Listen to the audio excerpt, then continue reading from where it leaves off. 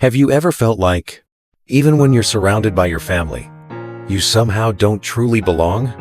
Not because you're a bad person, not because you didn't try hard enough, but somehow, you always seem to be the one blamed, the one misunderstood, the one who feels out of place. If that feeling sounds familiar, you may have grown up as what psychology calls the black sheep of the family. Today, we're not here to blame anyone. We're here to understand why this role exists and how healing can begin. In everyday language, the black sheep is often described as rebellious, difficult, or problematic. But in family psychology, the black sheep is rarely the weakest member. They're often the one who is emotionally sensitive, notices what feels wrong beneath the surface, or simply refuses to pretend that everything is fine.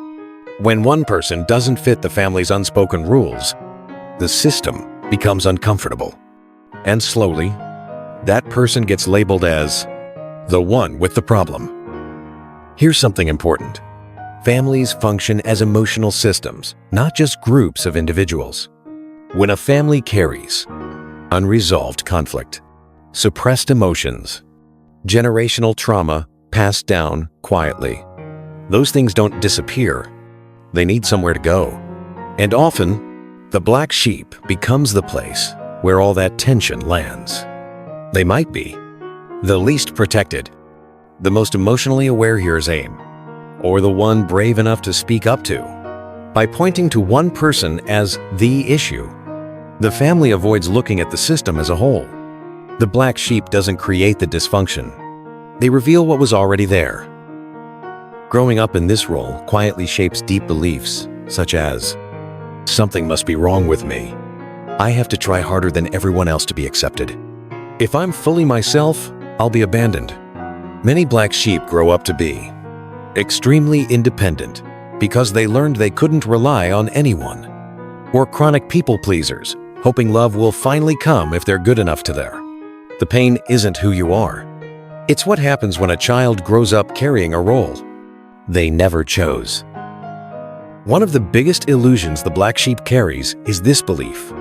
If I'm patient enough, understanding enough, selfless enough, everything will work out.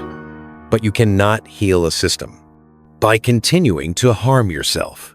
Healing does not mean forcing your family to change or waiting for them to finally see you differently.